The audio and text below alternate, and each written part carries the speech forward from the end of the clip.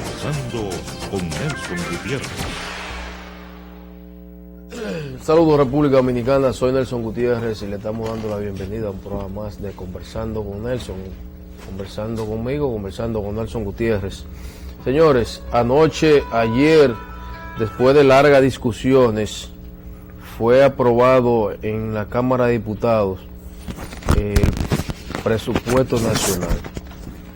Y ustedes saben que por aquí nosotros habíamos felicitado a la Cámara de Diputados cuando en diciembre, 26 de diciembre, aprobaron ese proyecto. Yo no lo felicitó porque entendía que estaban haciendo un buen trabajo. Sin embargo, cuando va al Senado de la República, uno sabe que lo mandaron a comisión, después le reformularon algunos artículos de forma, no de fondo, supuestamente. Entonces, de vuelta a la Cámara de Diputados para su aprobación. Entonces, ayer se tapa su presidente, el licenciado Julio César Valentín, haciendo algunas denuncias en el sentido de que en el Senado habían insertado algunas ONG fantasma. Bueno, viene desde la boca del presidente de la Cámara de Diputados, entonces obligatoriamente uno tiene que creerlo. Ahora, ¿dónde está usted, honorable presidente de la Cámara de Diputados? Cuando lo aprueban en el Senado, le hacen algunas enmiendas a algunos artículos, entonces se lo envían a ustedes los diputados, y ya de eso que yo sepa hace más de una semana. Entonces, ¿dónde está usted, señor presidente de la Cámara de Diputados, cuando envían del Senado de la República a la Cámara de Diputados el presupuesto nacional? Pero ¿dónde estaba usted, honorable presidente de la Cámara de Diputados, cuando están conociendo el presupuesto en el Senado de la República? Entonces, yo no sé ni a quién creerle ni en qué país es que estamos. Ni a quién creerle ni en qué país es que estamos. A menos de que la promesa que hizo el honorable presidente de la Cámara de Diputados en Santiago de ayudar a algunas instituciones sin fines lucrativos que pertenecen a Santiago y que no estaban en el presupuesto, a menos de que el Senado de la República se la haya rechazado. Gracias a Dios ya tenemos el presupuesto de 2008, que uno entiende que es un presupuesto equilibrado, que es un presupuesto que viene a ayudar a los más pobres, a los más humildes de República Dominicana, que es un presupuesto que no le dieron lo que quería la Junta Central Electoral para poder comprar las jipetas que ellos tienen en carpetas, hasta con piscina adentro. Usted me dirá que lo que está hablando, Nelson. Sí, hasta con piscina, nevera, todo. Para eso la Junta Central Electoral necesita más dinero. La Cámara de Cuentas para comprar jipetones también necesitaba más dinero. Entonces, por eso es que digo que es mejor ese presupuesto equilibrado, real y efectivamente, que se aprobó ayer en la Cámara de Diputados. Pausamos y de allá para acá vamos a estar dialogando con el doctor Marco Cruz. Estaremos dialogando con él ya algunos cortes jurídicos, algunos temas jurídicos. Comerciales, por favor. Y comentarios en Conversando con Nelson Gutiérrez.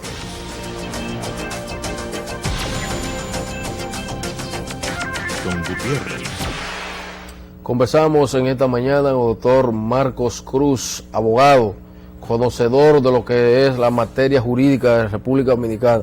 Doctor, bienvenido. ¿Cómo está usted? Gracias por la invitación. Sí, doctor, porque hay muchos abogados que no conocen nada en materia jurídica en el país. ¿Le ha tocado a usted compartir con algunos abogados de eso? Yo no diré que no conocen nada. Creo Conocen que más poco. bien es a veces la falta de interés que en algunos casos muestran algunos abogados por profundizar en la materia jurídica, que es de una responsabilidad permanente estar estudiando el tema jurídico, puesto precisamente que se nutre de los acontecimientos que a diario ocurren y evoluciona de manera constante. Por lo tanto, tenemos que estar permanentemente estudiando el fenómeno jurídico, porque es realmente un fenómeno en constante evolución. Correcto, doctor. Esta semana se celebró el Día de la Justicia y me gustaría que usted me analice de una forma contundente, de una forma media rápida por el tiempo, el Código Procesal Penal. ¿Ha dado el Código Procesal Penal pie con bola en República Dominicana? Yo creo que haciendo una evaluación un tanto general de lo que ha sido la implementación del Código Procesal Penal en la República Dominicana, pienso que sí ha sido muy positivo para la República Dominicana haber incursionado en este instrumento de política criminal, que de hecho obedece a toda una situación que se venía dando en toda América Latina y que República Dominicana fue uno de los últimos países en adoptarlo. De todos modos, pienso que en comparación con lo que teníamos anteriormente, el Código de Procedimiento Criminal francés, pues definitivamente que nosotros hemos logrado avanzar significativamente en términos procesales, porque realmente en términos de contenido, ambos códigos yo diría que compartían más o menos un 70% o un 75% de su contenido. El asunto es que se cambiaron algunos elementos de procedimiento que definitivamente favorecen la agilización de los procesos, y sí se ha logrado. Si observamos las estadísticas, que inclusive el mismo presidente de la Suprema Corte de Justicia en el Día del Poder Judicial le daba al país algunas de estas cifras, podemos nosotros, el Código Procesal Penal vino para quedarse y que lo que nosotros tenemos que hacer es perfeccionar su contenido, que perfectamente puede ser posible. Ya algunos países de América Latina que adoptaron este instrumento, el modelo que tenemos nosotros, pues ya han introducido algunas reformas a sus respectivos códigos. Nosotros estamos en ese proceso. Existe actualmente una propuesta en la Cámara de Diputados que contempla una modificación al Código Procesal Penal, más bien ajustes técnicos a la ley, para hacerlo todavía mucho más eficaz. ¿Cuáles ajustes técnicos podemos señalar, que usted pueda señalar aquí, que hay que hacer el Código Procesal Penal? Fundamentalmente hay un elemento que resalta en todo esto y que ha resaltado en la mayoría de los encuentros que se han venido realizando con diferentes sectores y profesionales del ámbito jurídico. Y esto es fundamentalmente en lo que tiene que ver con los plazos. Los plazos que originalmente contempla el Código Procesal Penal vigente, en algunos casos son relativamente cortos para poder accionar dentro de un tiempo en el cual se procura tener algún resultado. Son plazos muy perentorios, obviamente, o sea que se hacen obligatorios de que se cumplan dentro de esos plazos con las acciones que señala la ley. Sin embargo, muchos de estos plazos, de alguna manera, tomando en consideración las condiciones materiales en que tienen que desempeñar sus trabajos los investigadores y el mismo Ministerio Público, con las todavía precariedades que tenemos, evidentemente que esos plazos se hacen prácticamente imposibles de cumplir. En otros casos tenemos, en el caso aparte de los plazos, hablamos también de las medidas diríamos en este caso cautelares que se toman contra las personas imputadas de alguna infracción penal. Las medidas de coerción. Las medidas de coerción. ¿Por qué? Porque en el caso de las medidas de coerción se ha desatado toda una polémica desde hace ya más de 2 años en relación a que, si bien el principio que rige, el de que la libertad es la regla y la prisión la excepción, esto cuando se invoca frente a un juez, de alguna manera viene a presentarse como una violación de derechos el hecho de que los jueces, en muchos de los casos, autoricen la prisión preventiva. Y resulta que en la República Dominicana todavía, por nuestra misma cultura, diríamos, o prácticas tradicionales evasivas de la responsabilidad frente a la ley, evidentemente, y esto no tiene que ver con personas exclusivamente pertenecientes a sectores vulnerables de la sociedad, ocurre también con personas pertenecientes a sectores económicamente muy bien posicionados, que evaden con frecuencia la justicia. Entonces, las medidas de coerción definitivamente ameritan algún nivel de revisión bajo las condiciones en que se cometen determinados delitos, en este caso fundamentalmente crímenes. Sí, pero ¿qué es lo que usted quiere decir a los amigos televidentes, doctor? ¿Que sea automático la prisión cuando se esté hablando de un crimen? No, no necesariamente. Pero doctor, como quiera va a seguir la facultad del juez de dejarlo en libertad bajo medida de coerción o mandarlo a prisión. No, lo que O sea, pasa ¿qué se podría hacer en ese caso? No estoy Sí. entendiendo. O sea, Lo que pasa es lo siguiente, que los presupuestos que se asumen a los fines de establecer una medida de coerción regularmente están fundamentados, inclusive en el marco del nuevo Código Procesal Penal, Sí. en que la persona tenga domicilio conocido, que no represente ningún riesgo de fuga, y que por lo tanto, si tiene domicilio conocido, no representa riesgo de fuga porque tiene domicilio, pues se asume casi automáticamente que la persona puede ser puesta en libertad bajo fianza o con alguna medida de coerción menos restrictiva, en este caso una simple garantía económica, etcétera. Bajo esa situación, en la República Dominicana tenemos ya un número de casos importantes de personas que se han ausentado de los procesos y no comparecen a ellos. Estamos hablando en materia criminal. estando bajo medida de coerción. Bajo medida de coerción de coerción de esta naturaleza. De esta naturaleza.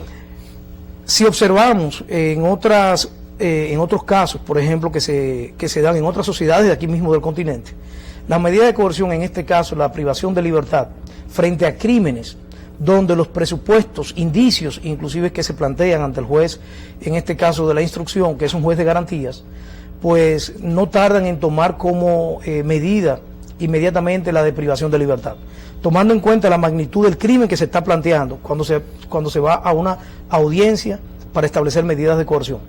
Aquí lo que estamos viendo es que muchas personas entienden que la medida de coerción privativa de libertad no debe tocarse, sino como último recurso. Y tú dices, bueno, pero ¿cuál último recurso? Que no tenga domicilio. Todo el mundo regularmente tiene un domicilio o una residencia. Y un trabajo, una Un familia. trabajo, etcétera. O sea, eso no deben ser los presupuestos exclusivos sobre los cuales se fundamenta. ¿Cuál entiendes entonces el doctor Marcos Cruz que deben ser los preceptos que se incluyan ahí? Entiendo fundamentalmente que deben ser considerados de manera y ponderados de manera muy importante la infracción en sí que esté siendo ventilada. Porque estamos hablando de que infracciones prácticamente que no repercuten sobre el conjunto social, sino que a veces atañen prácticamente en términos de víctima, victimario. Estamos hablando de robo simple, etcétera. Estamos hablando de infracciones que no tienen esa contundencia social.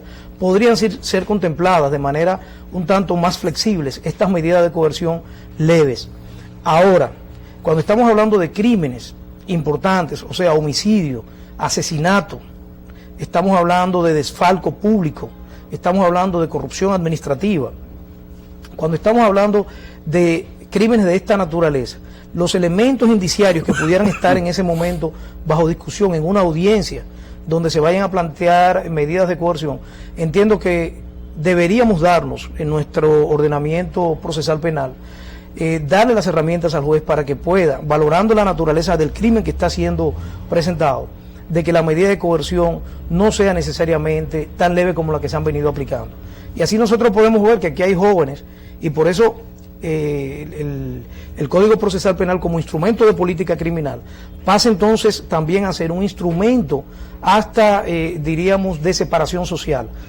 Porque aquí estamos hablando de que personas que cometen infracciones graves contra bienes públicos, se le aplican medidas de coerción muy leves por ser personas con cierto nivel, entre comillas, de prestancia social, aun cuando el país probablemente ha sufrido por sus acciones. Y sin embargo, a cualquier persona de escasos recursos, por cometer infracciones relativamente que no tienen esa repercusión social, se le aplica inmediatamente privación de libertad, porque se hace opinión pública en los medios de comunicación. Entonces se pasa a hacer una especie de videojuicios, donde las personas son previamente asumidas como presuntos culpables a partir de que se haga algún tipo de publicidad de la acción en la que está involucrado. Porque todos sabemos que en sociedades como la nuestra hay personas que prácticamente nacen siendo sospechosas por su condición social. Nacen siendo sospechosas. Prieto, feo, pobre. Exacto. Y te quieren sin seguir educación. te quieren seguir aplicando la teoría del Ambrosio, de que la persona tiene un perfil criminal por su contextura anatómica. Sí. Y señores, eso existe todavía en la psiquis de muchos de nuestros operadores judiciales en la República Dominicana. Doctor, un asunto. Se están ventilando los casos, aunque ya usted ha dicho que hay fugas de estas personas, muchos de ellos con medidas de coerción, pero ¿cómo va la situación del caso, de los casos de ventilación en la justicia? Porque recuérdese que antes del Código Procesal Penal aquí había mucha gente suelto bajo fianza y nunca fueron a causa. Sí, me refiero definitivamente. Tú me dices, bajo este Código Procesal No, Penal. no, bajo el código... El procedimiento criminal. Sí, Claro, el anterior. Claro que sí. El 70-80% de lo que están juzgando en los tribunales nunca fueron a causa. Nunca Por se conoció el supuesto que fondo, ahora es que están terminando de conocer.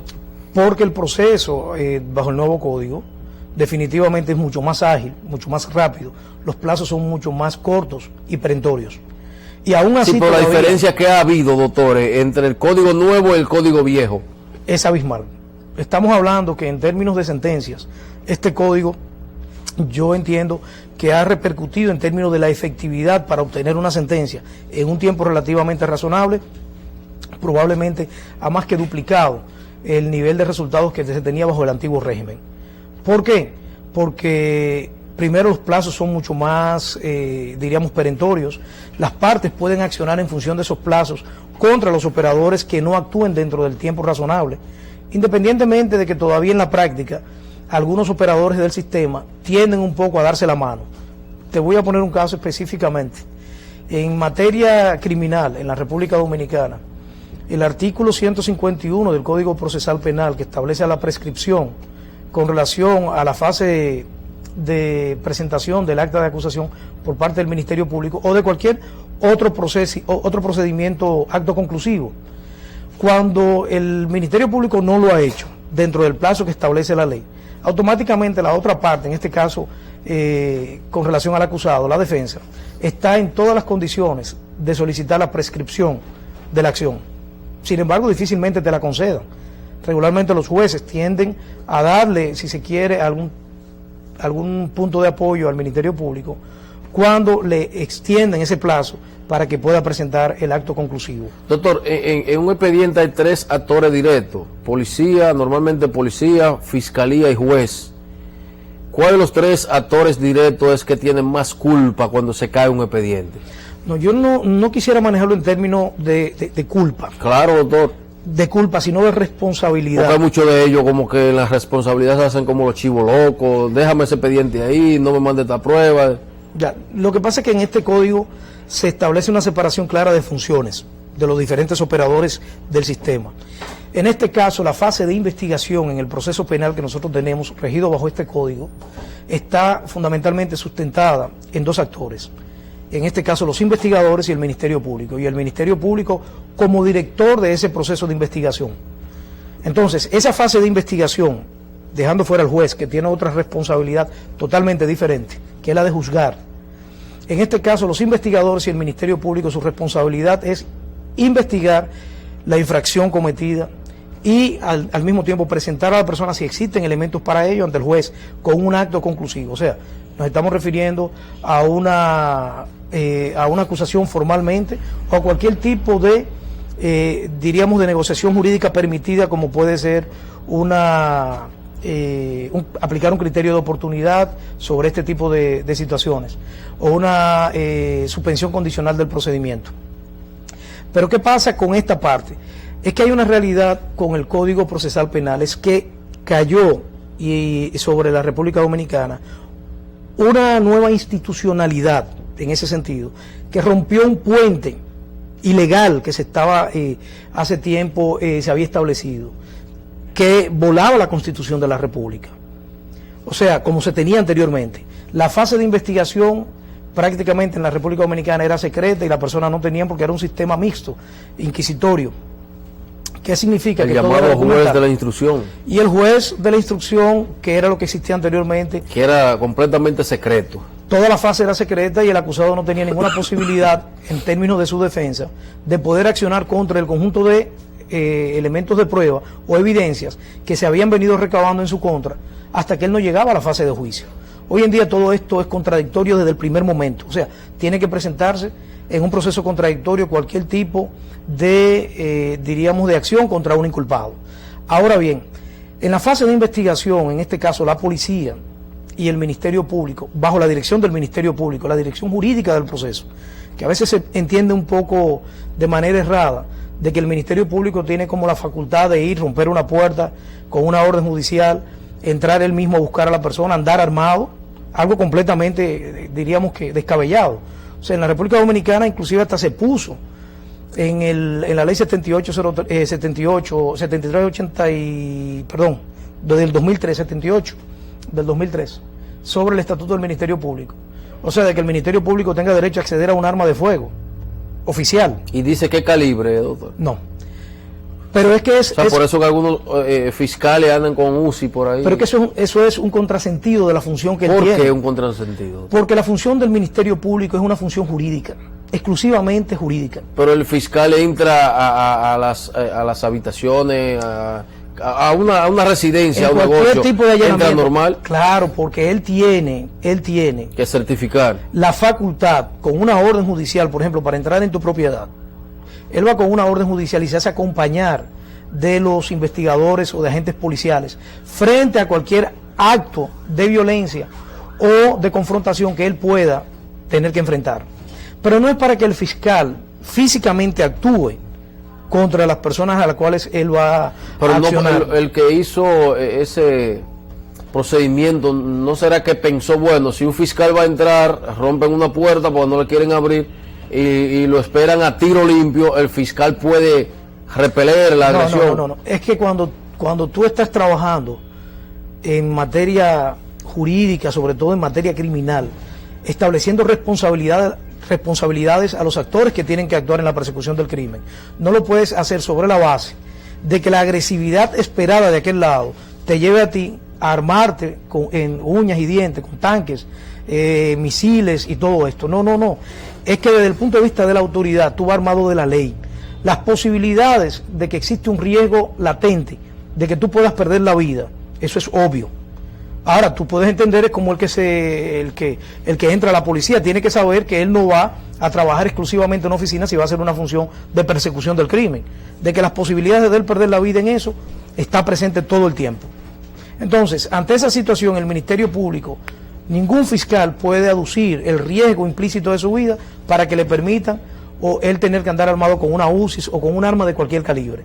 Te voy a poner un caso mucho más evidente. En Colombia, que es una sociedad que ha tenido que enfrentar el problema del narcotráfico de manera mucho más, diríamos, acuciante que aquí, de manera mucho más trágica para las familias de muchos de los fiscales.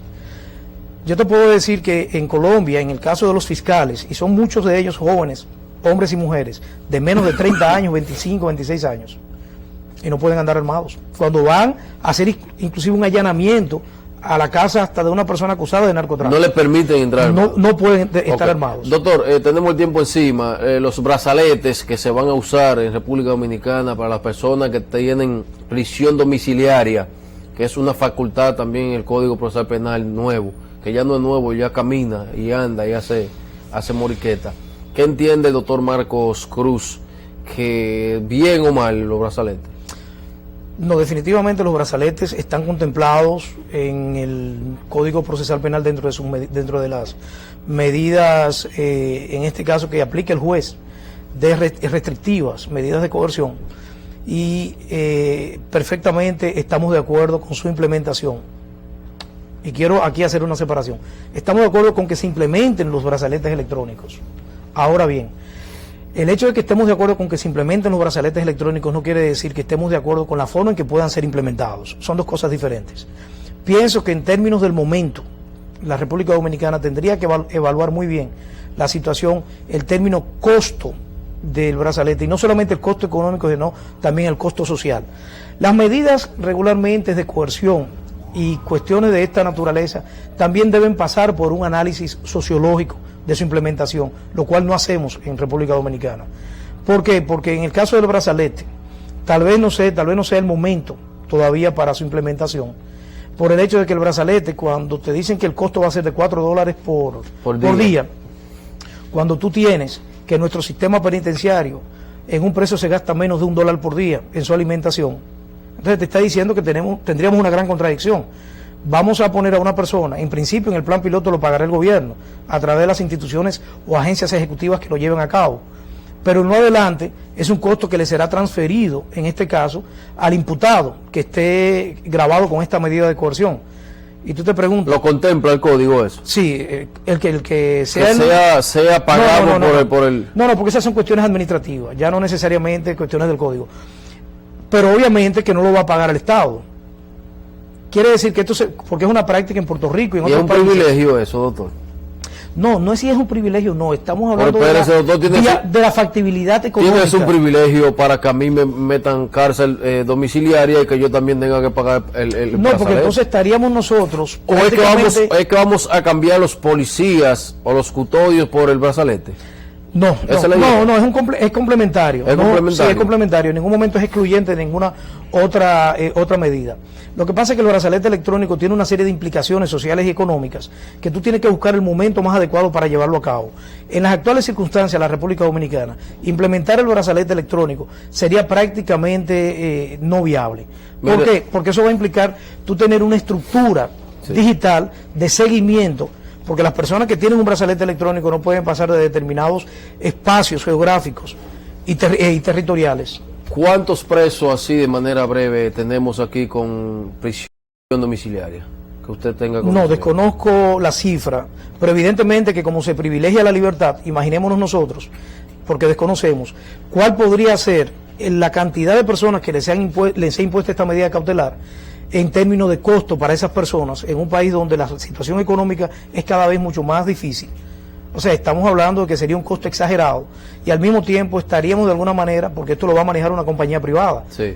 o sea, estaríamos dando un paso hacia elementos de privatización de medidas de coerción, donde ya inclusive va a tener también que entrar un criterio de tipo económico y de tipo empresarial. Correcto, doctor. Ese no fue el tiempo. Sin embargo, no analizamos casi nada. Creo que El tiempo es corto. un 1% del código. Esperamos que próximamente vuelva con nosotros. Siempre a la disposición. Sí, correcto. Amigos televidentes, nos vemos mañana. Ha sido la comparecencia de doctor Marcos Cruz, abogado de los números de República Dominicana. Si Dios lo permite, mañana a las 10 de la mañana en vivo.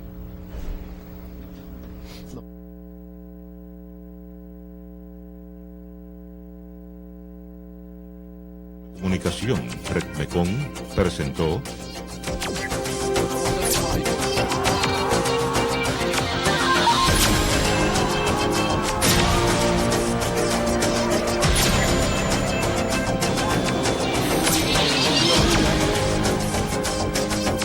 Conversando con Nelson Gutiérrez.